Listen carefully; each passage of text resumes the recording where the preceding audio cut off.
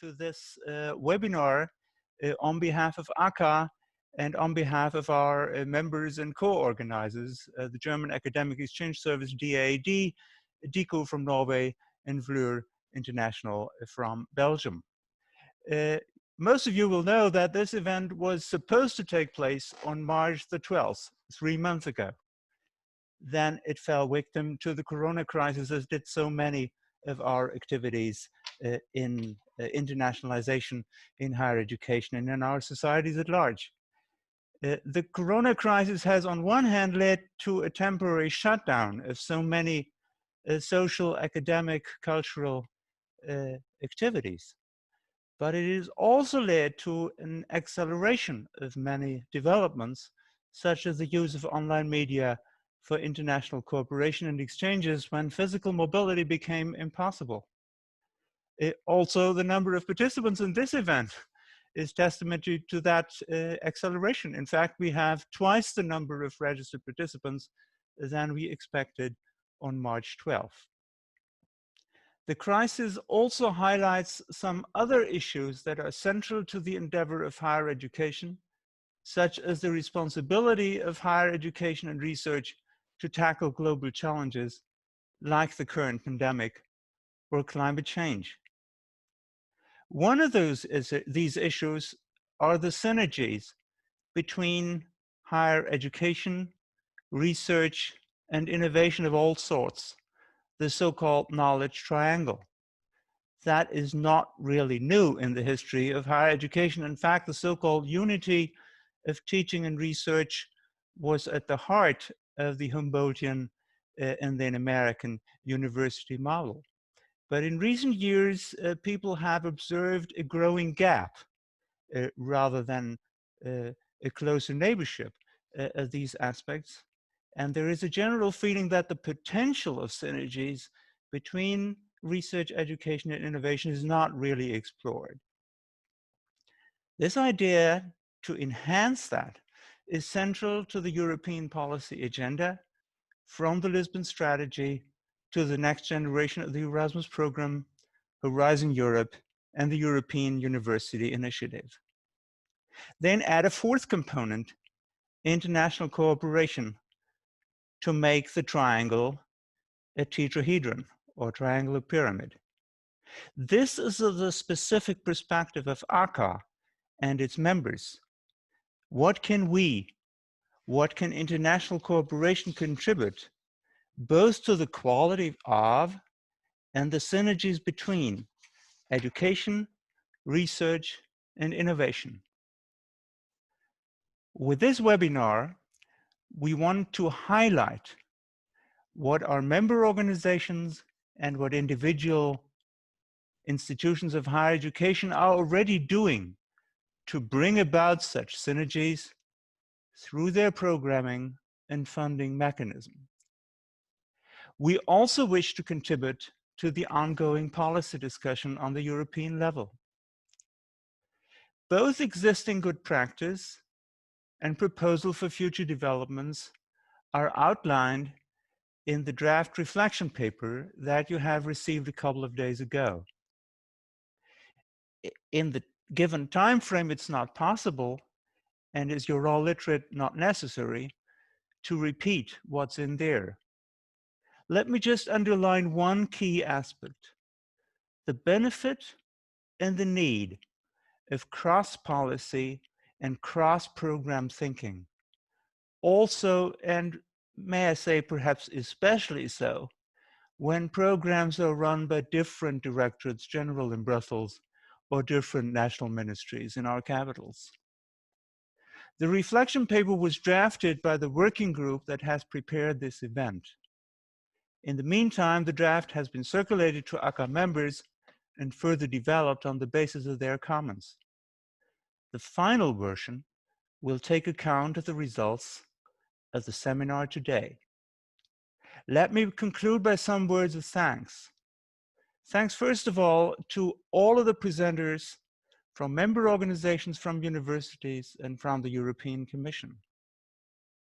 Thanks to the members of the working group, Ranhild Solvi-Berg, Nina Salden, Renilde Knevels, and Irina Ferencz, ACA's Deputy Director and Director-elect. Let me thank DAAD, Diku and VLUHR, who co-organized and co-funded this event. Too bad we can't benefit under the present circumstances from the generous offer to also help funding coffee and a lunch break and maybe even a vin d'honneur, but there will be occasions to do that later. And let me thank everybody in these organizations and at the ACA Secretariat who make this event possible on the scenes and particularly behind. Thank you for your attention, and I would now like to hand over to Irina Ferencz to moderate the next session. Thank you. Thank you very much, ACA President, for these kind words of introduction and for the graceful handover. Good morning to you all. As already mentioned, we've been waiting for a few months now to be able to have this conversation today and organize this event.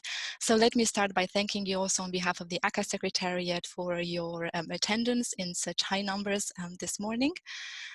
And as already mentioned, it is my task and my privilege at the same time to guide you through today's program and to act as the moderator of the three upcoming sessions. As we start, please allow me to also emphasize a few points that have guided very much our reflection for the choices we've made in terms of speakers and focus in today's program. Quite often when we talk about the enhancement of synergies between education, research, and innovation in an international cooperation context, we stay at a rather abstract level, especially here in Brussels as a stakeholder organization that ACA is and that many of you in the audience represent as well. This is of course very understandable because we deal with a complex topic at hand and we deal with it in the context of drafting new policies and new programs. But because of this, and going beyond some of the key messages that you've seen outlined from our behalf in the draft reflection paper, we've made a very deliberate choice in showcasing in today's program a number of very concrete hands-on examples of programs, of initiatives, of policies, and also of approaches that through greater synergies between education, research, innovation in an international cooperation context actually translate this wish of synergies in practice and make it a living reality. So we've done this choice in terms of the program, both with the aim to provide some food for thought and inspiration for the developing policies and programs at institutional, national, and European level, and also very much as a conversation starter, trying to utilize these examples to begin a conversation, particularly in the questions and answers part of today's session, to hear from you about your own experiences with integrating and creating better synergies between education, research, and innovation. So those were some of the guiding reflections that have guided us in today's program. And as you will have seen, we do have a dense one ahead of us.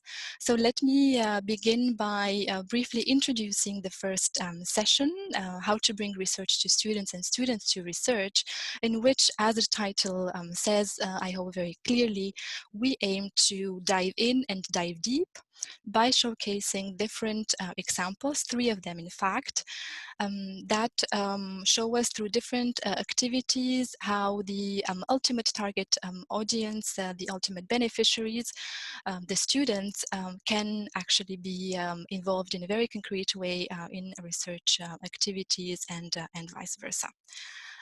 We have 3 wonderful speakers to guide us in this journey, and you see them all listed here. They will be they will be presenting one after the other.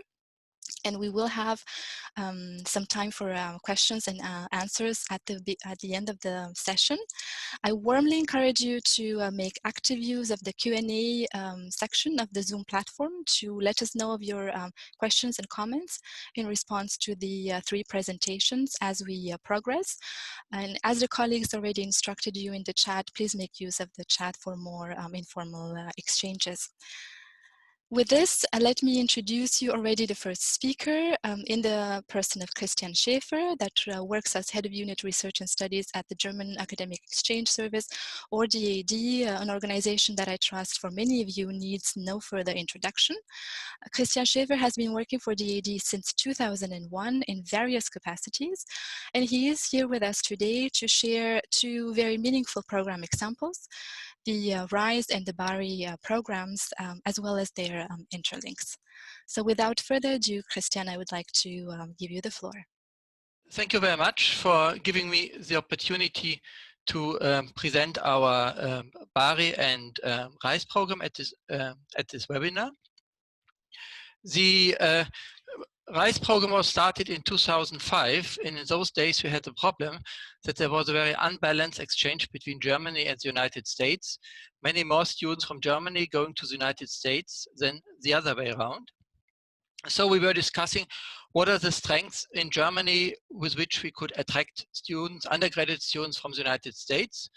And we thought of German research, because German research is quite well known, especially in science and engineering. And we have this enthusiasm of German faculty as far as research is concerned. Then we thought young people would like to explore other countries in connection with a research project. And the interaction in the lab provides a good opportunity for social interaction and the development of friendships. And additionally, in the lab environment, each one can contribute to the research project, even if the training level is still rather low. Another important aspect was that we have special focus on the up-and-coming researchers. So on the one hand, we give the PhD students a lot of self-responsibility. They decide what kind of project is suggested to the interns, and they receive the applications and they decide what are the best qualified students. And the undergraduate students, on the other hand, can choose on their own out of a broad range of different subjects. Both agree about the timing, so altogether it's a win-win situation for both groups. How did this develop? So first a bit to the process itself. So PhD students make suggestions of internships projects, and they are advertised by DAAD. Then the undergraduate students apply for up to 3 projects. These applications are reviewed by the PhD students. They provide a ranking. And then we do the final matchmaking. And the matchmaking is done on the basis of the qualification of the student, of the demand for the project, and also whether funds are available. Yes, this proved to be very successful. So we could offer a huge variety of research projects on a database, so easy to search, to find, and no tuition fees for the participants, no language barrier as it's all in English, and very close support for young students. We started this for undergraduates coming from summer internship from the US and Canada. We extended it then to the UK and Ireland. And then we introduced also the other direction, German students studying, having an internship worldwide. So these are a bit of the numbers. So the blue line, these are incoming students from these 4 countries. And it was really skyrocketing. And in 2014, we have to be a bit more restrictive with the application regulation, and just to have not too many applications. So in total, we have 300 scholars. So it's a very competitive selection process. And the outgoing students from Germany, this is also increasing continuously. Of course, the maximum number is not as high as the incoming students from all these different countries. And the challenges we face with this. So one challenge, it's not so difficult to convince a PhD student to host an intern, but it's more difficult to convince the supervisors, because often they think that the student should only work on his PhD thesis. in the lab. And then, of course, there is a lot of work with coordination, status questions, individual support of scholars, and also raising the funds to finance all this. Now, with the BARI program, we deal with a somewhat similar problem, because in the Baltic Sea region, we have a lot of the eastern state, more or less, with a lot of strong tendency for researchers to move west, but not such a strong tendency of the western states to move east. And so we thought again that if we start this mobility at the younger level, we might raise the interest in the research environment in the other countries, which might be fruitful with the future development of the researchers. So basically we established it's an Interreg program with 11 partners from 8 countries. And we established a similar thing. Somehow the remote control doesn't work anymore. Could someone help perhaps? The remote control is not working. Yes, thank you. So we have this mobility now in all directions. So Norway to Lithuania, Sweden to Estonia, and so on. And this is one challenge with this scheme, this Europe-wide scheme somehow, is that the countries do not want to have a common pot. So we have to combine funding from each country, which makes it a bit complicated, the organization, and also a bit complicated to get enough funds. And when all this was set up, we had the Corona crisis. And so we couldn't realize it like this summer, but we changed in the following way, because we all hope that things will improve in the future. And there again, this RISE concept is very useful, because it's a one-by-one matching. And so we can develop matching in parallel to the improving situation in the different countries. So we plan for monthly call and monthly matchmaking. So then always these matchmaking can be done with those countries which are open and with those students who are interested to leave their country again. So we hope that this might even help to improve the situation to restart mobility after this lockdown. Thank you very much. Thank you very much, Christian, as well. A very interesting example, a fascinating one that I hope resonated with many of our attendees as well. I think the example as such is emblematic in a number of respects. One of the traits that I found particularly interesting is that is an example also of a program that is continuously being upscaled and has gone through a continuous transformation process, in a sense, from being initially a national program to developing an international component, a professional component, and now being applied in the form of a BARI program in a specific world region. We'll do what we announced, though, so we will take immediate questions and comments to your presentation in the dedicated time at the end of the session. And let us move forward with hearing from our second speaker in this session, who is Stephane Faignet, working for the Flemish Agency of Innovation and Entrepreneurship, a very different kind of a national agency, a governmental agency that is in charge of implementing the economic and enterprise policy in Flanders. Stephane is working as a team leader in the Department of Support Enterprises, which is a department that is funding research and development projects of Flemish companies and research organizations, including higher education institutions. And in this particular regard, he will be speaking to us today about the TETRA program and the TETRA Coordinate network. So Stephane, the floor is yours. Good morning to you all from Belgium. I will present you today, first of all, the agency, and then take a closer look to the TETRA program. I have not yet the control. Okay. So Flanders Innovation and Entrepreneurship is an agency who is the central role in Flanders for supporting the entrepreneurship and growth, innovation, clustering of entrepreneurs in Flanders. So we have a central role.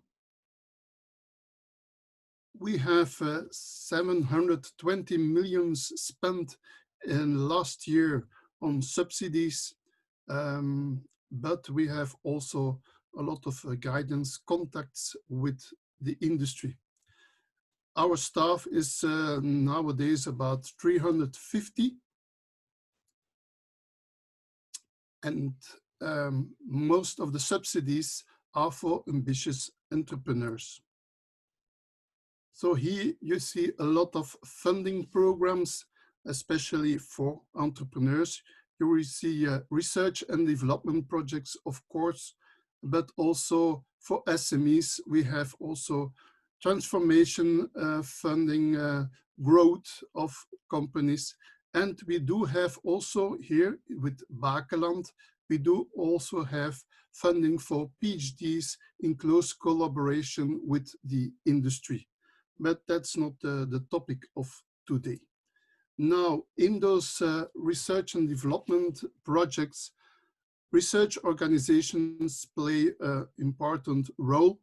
They are crucial to work together with companies on R&D projects, but they're also very important for knowledge transfer and to spread out the technology towards a lot of companies. And that will be the further focus.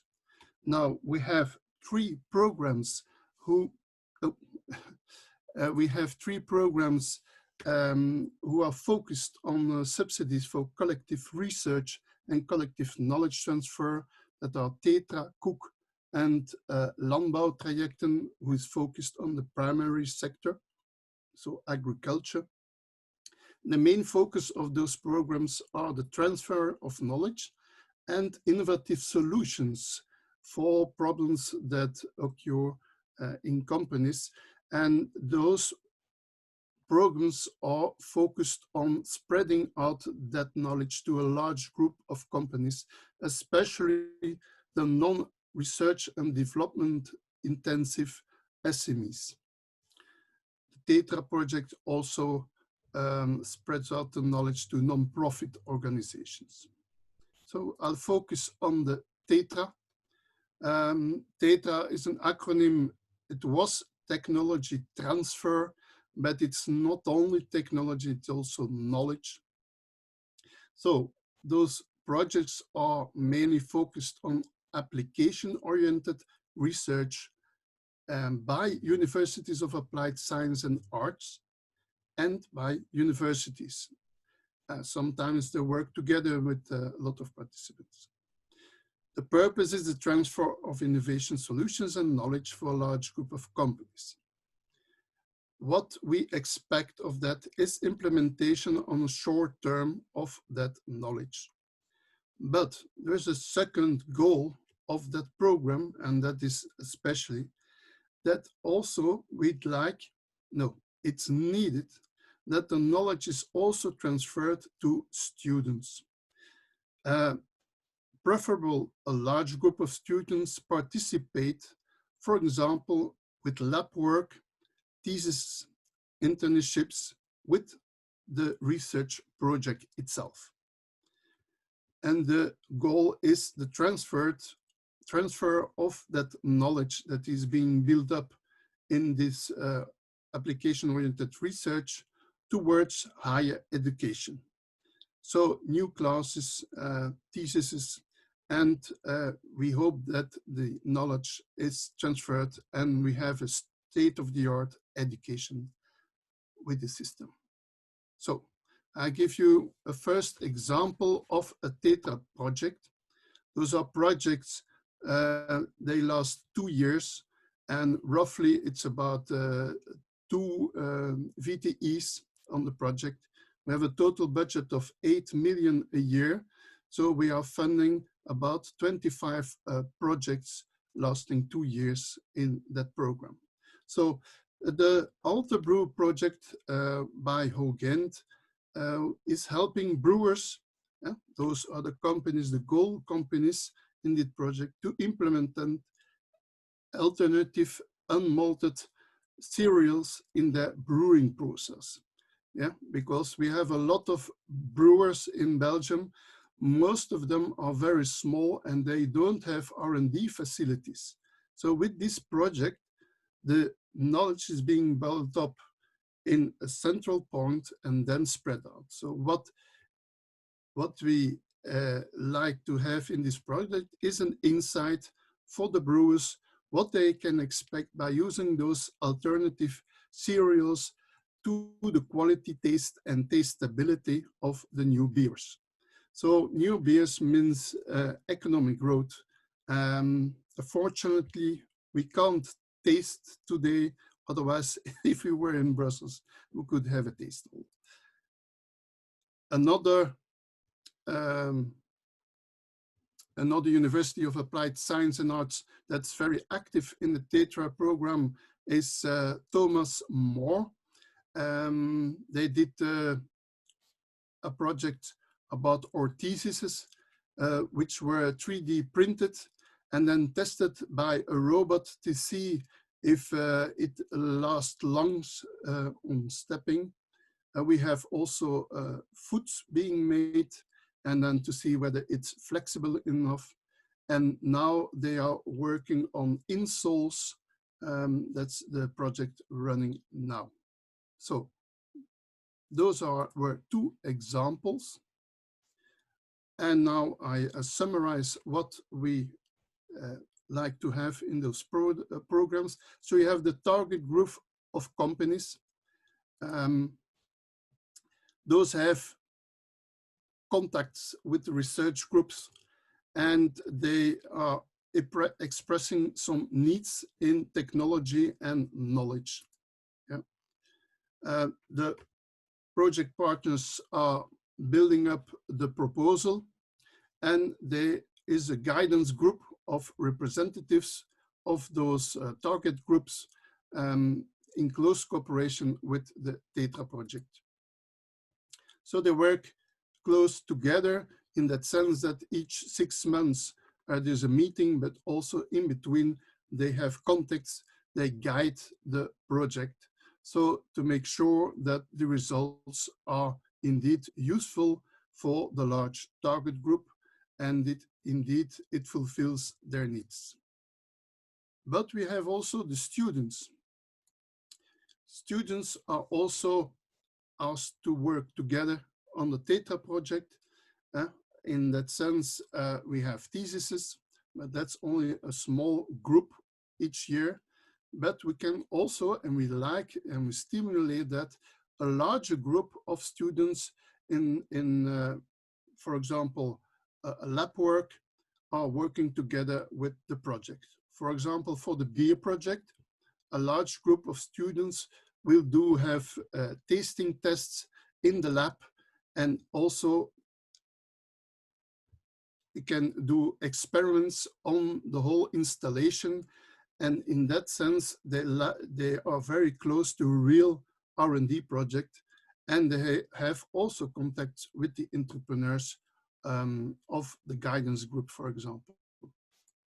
So also that group gets knowledge out of the TETRA project. The guidance group gets knowledge during those 2 years from the TETRA project.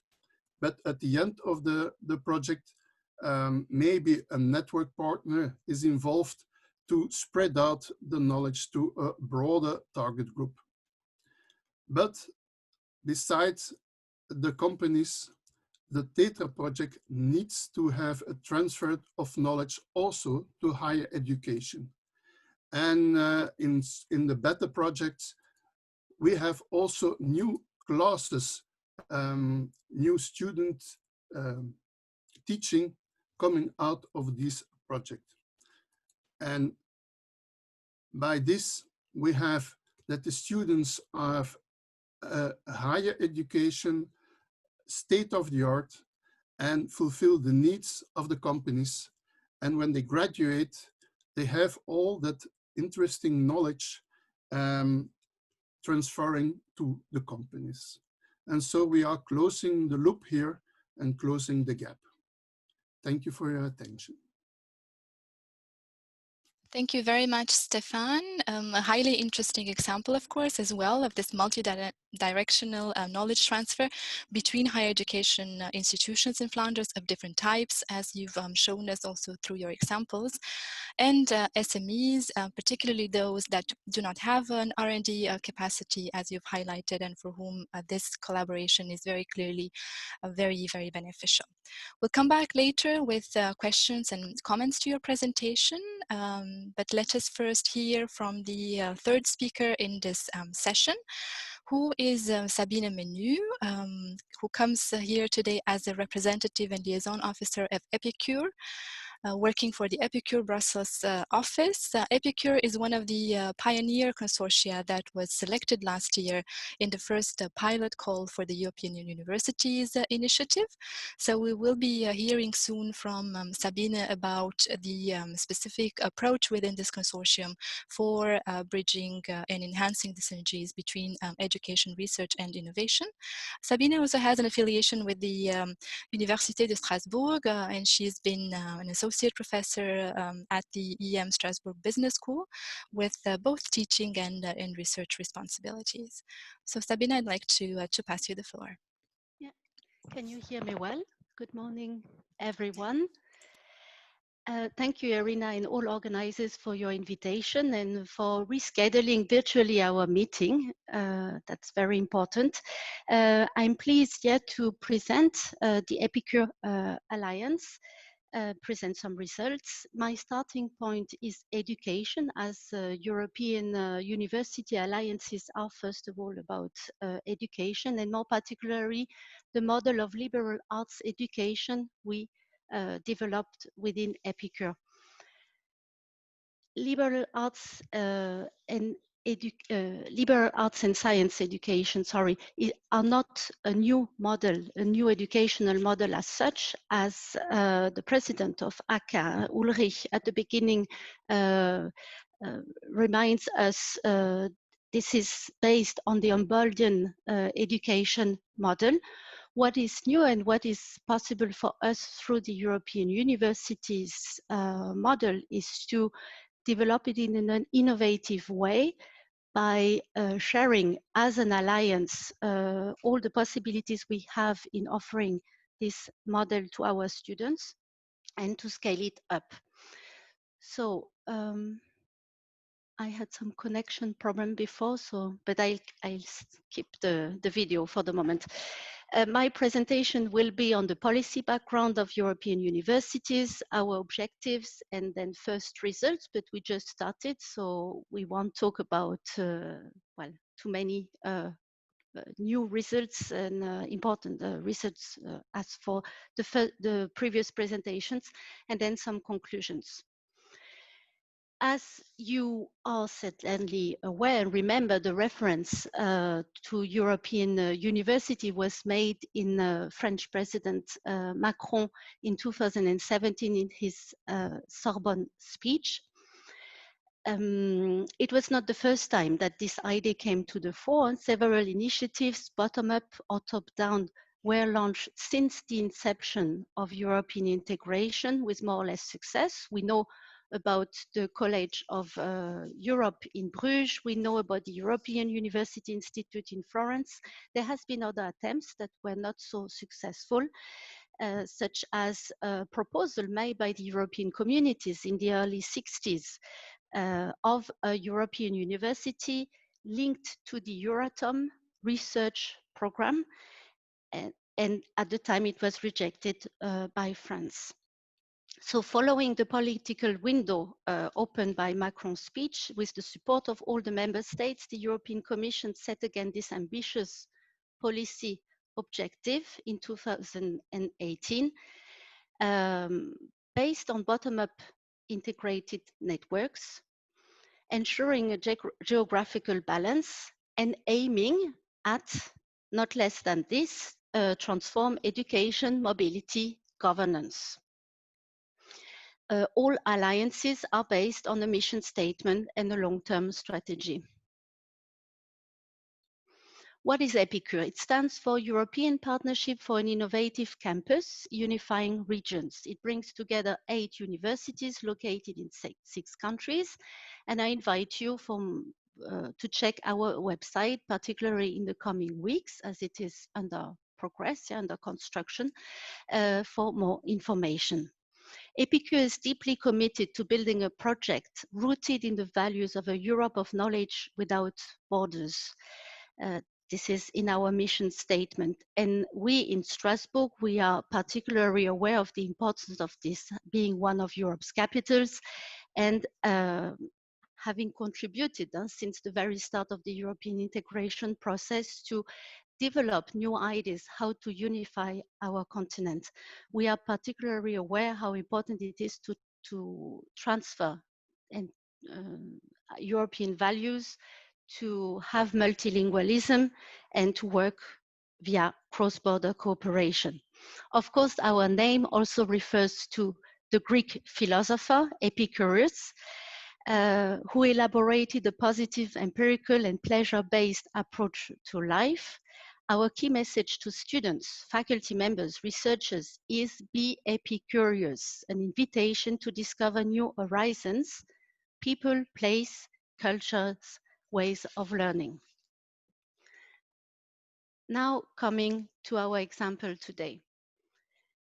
The objectives of liberal arts and science education in Epicure, and how to bring research to students and students to research.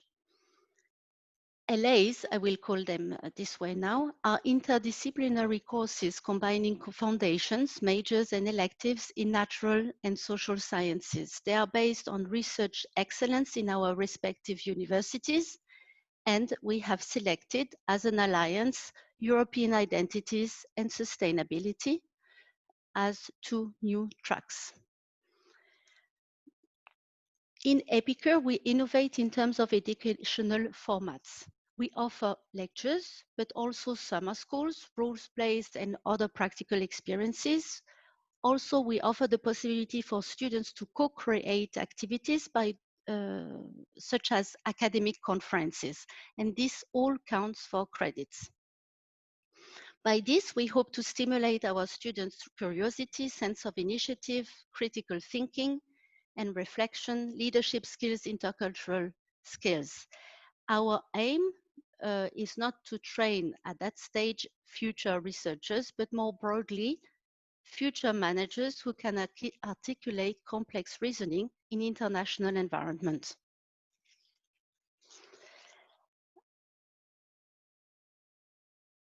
So in our application, and now what we are implementing are flexible formats that will be available in all our universities and for all our Epicure students. Our integrated alliance allows for mobility, physical and virtual, to happen more easily. We also are putting in place a digital platform for the students to get the information, register, also have the credit transfer done smoothly. And maybe as time is, time is running, I will then conclude by saying that European University as the new concept and hopefully successful concept launched by the European Commission is for us the right level to organize the synergies between education and research. European universities are testing pilots. The idea is to test possibilities then to be transferred in other networks and to contribute to the European education area. For us, having that link between education and research is very important, and that's why we welcomed very much the possibility via the SWAF School that we are about to submit to today, tomorrow, the possibility to have also support for research collaborations.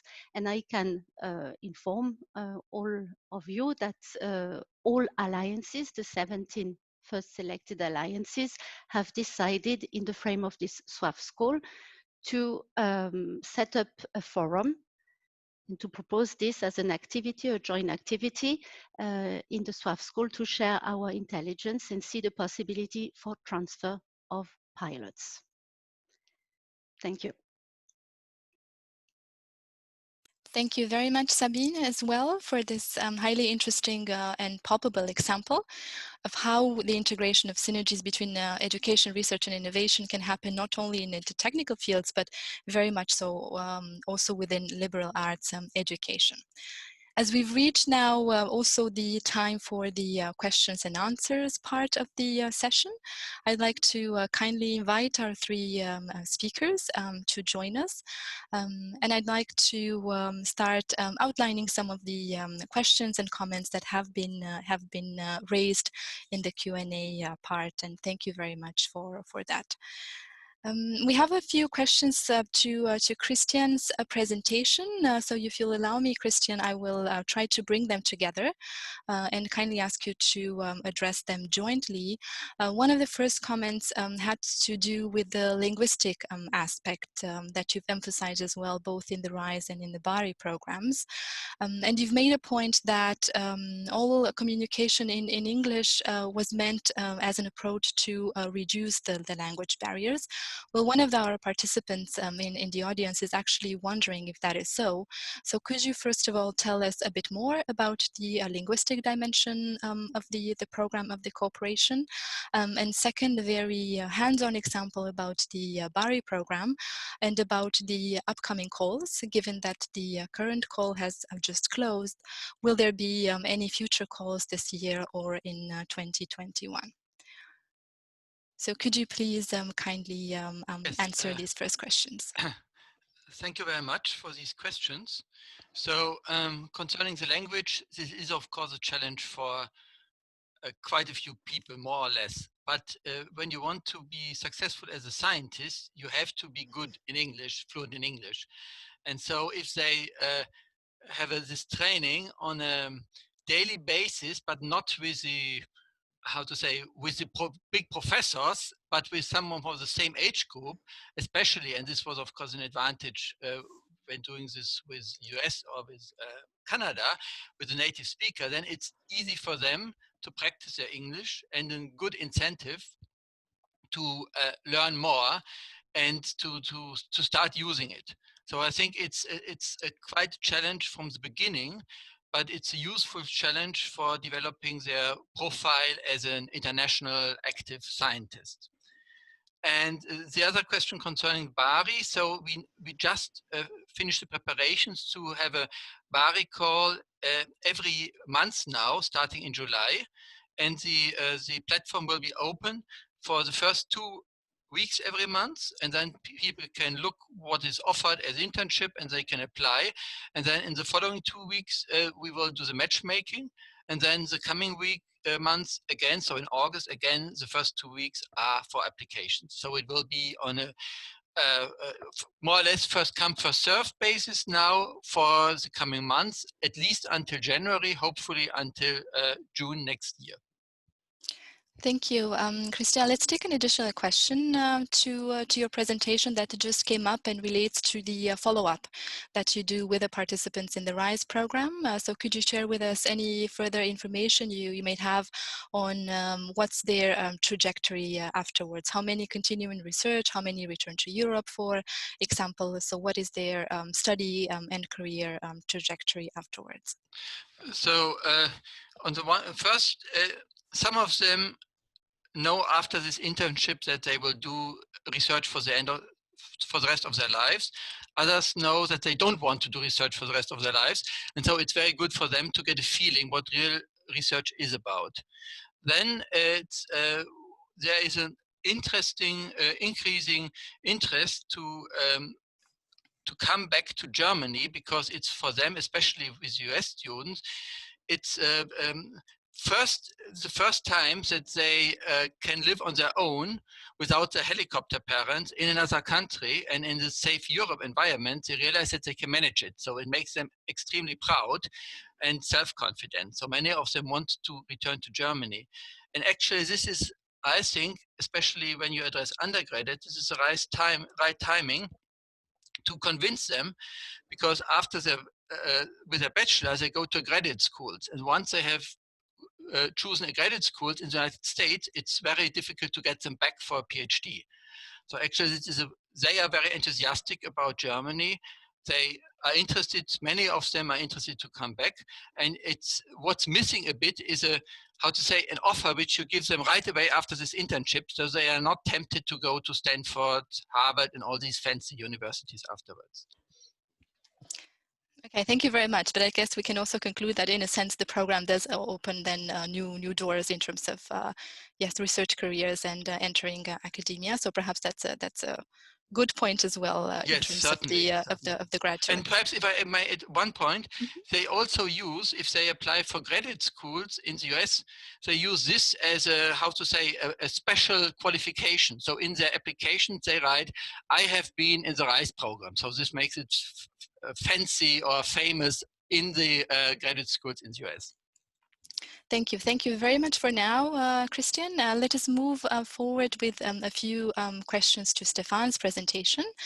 And one of them had to do with the financial support that the companies receive. So they all receive through the TETRA program a subsidy at the beginning. Is it envisaged in any sense in the program or beyond it that once the companies are successful, that they actually pay back the subsidy in one form or another as a means to enhance the sustainability of the whole system? No, I didn't focus on all the details of the program, but the funding is only for the universities of applied science and arts and the universities who perform the project. The companies do have to co-fund the project partners because we are funding 92.5% of all costs of the universities and so the researchers. And the companies in the guidance group, they have to co-fund 7.5%. But afterwards, no one has to pay extra in that whole system. Only if, but that is not finally the purpose. If it is some knowledge is protected by IP, then perhaps a small cost to be paid. But the purpose is to be open and open to all European companies, not only Flemish companies. So the knowledge is spreading out largely. Thank you. Thank you for the clarification. And if I may address as a next question, another one for clarification purposes as well. So one of the questions we received has to do with who the entrepreneurs actually are, the entrepreneurs you refer to in your presentation. The entrepreneurs can be all kinds of companies, very large, very small, but we focus on SMEs. And it's not only technological, but we like to have an economical effect of the knowledge who's being transferred and implemented in the companies. So also topics who deal with economic and management are allowed. It's not only technological, that was at first, therefore the acronym TETRA, technology transfer, but it's more than that. It is also knowledge transfer to facilitate the companies in have a better return on investment, for example, and or broaden the outcome, for example, or more efficient production, for example. Well, so we have no limitation in the topics, only that it needs to have an economical effect on the companies itself. I see, and that relates very much to another questions we received. And if I understand you clearly, so the projects go well beyond the technological R&D understanding, and are also open to economics and management fields, for example. The precondition being that they do have an economic impact, an economic effect. For example, the example that I give you, the orthopedics, it's not classical companies, but they also need new technologies to make better products and to help the patients. So all topics are allowed. Only military topics not. We are shortly coming close to the end of the allocated time of the session, but if you'll allow me, I have a personal sort of curiosity as well, because you did mention in the presentation that the program is open to participation to both universities, so research-intensive universities and universities of applied sciences in the Flemish context, and the examples you have shown us come primarily from universities of applied sciences. I was wondering if, once you look at the projects that have been funded so far, do you see also this issue of synergies in the sense of joint involvement of universities of different types within the same project, within the same team, let's say, and then also if you can spot any sort of university type specific approaches in their collaboration with SMEs? Oh, it depends on the topics. There need to be sufficient expertise to fulfill the project. And so they have to find whether or not a collaboration is needed to have sufficient expertise.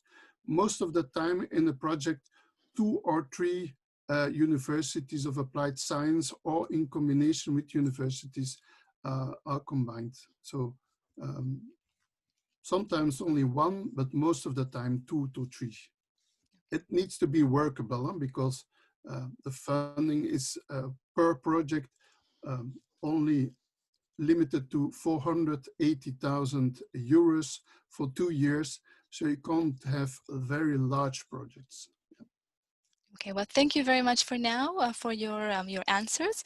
And let us move also to Sabine, and we have a question about, well, openness of the Epicure network as such, and whether it is possible for you universities to join the network or be affiliated in some fashion with ongoing activities.